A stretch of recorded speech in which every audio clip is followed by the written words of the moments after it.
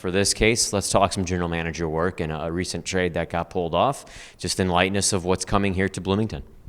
Yeah, so we were able to acquire Patrick Bajkoff. I've coached Badge before. He's a right shot, right winger, good skater, unbelievable vision, has a knack for scoring goals. Players like that sometimes can be a defensive liability, but he's not.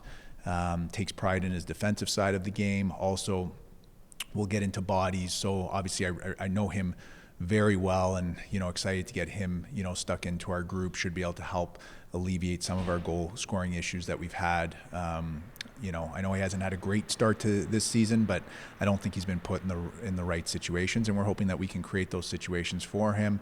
With regards to Zach Hoffman, I mean, there's not much more to say than I think he was Rapid's best defenseman all year, led their team in time on ice. He's 6'3", right shot D. He's a little bit older, has some experience, hard to play against, makes a good first pass, can help out offensively, kills penalties. I mean, we really felt like, we were able to execute on something that we'd been hoping to execute on for about a couple weeks now. You talk about older guys, and that was my initial knee-jerk reaction when I saw the trade was 27 and 26 years old players that are coming to us. How much does that help some of this youth around here when you have guys that have played years in this league to guide them to be better professionals? Yeah, I think it's huge, and not only older guys, but the right older guys. And these are guys that they go about their craft the right way.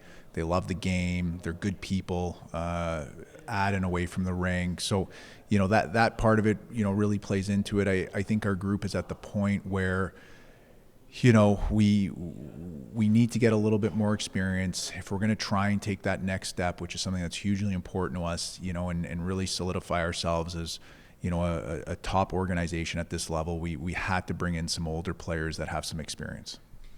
For fans that are still getting apt to the Bloomington Bison and the ECHL, they might say, well, why'd you get rid of Jackson Leopard and Chase Pauls? You can't just give away 2 pucks for these type of players. And I'm sure that a deal like this was tough. So just talk about what they meant to you here, just in the first part of this season.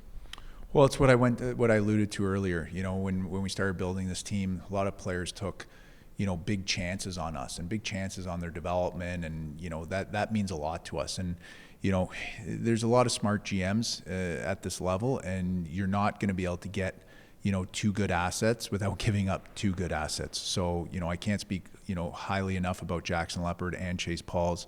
They go about their craft the right way. They're in very good shape. They're very good hockey players. They're very good pieces for what we were doing here.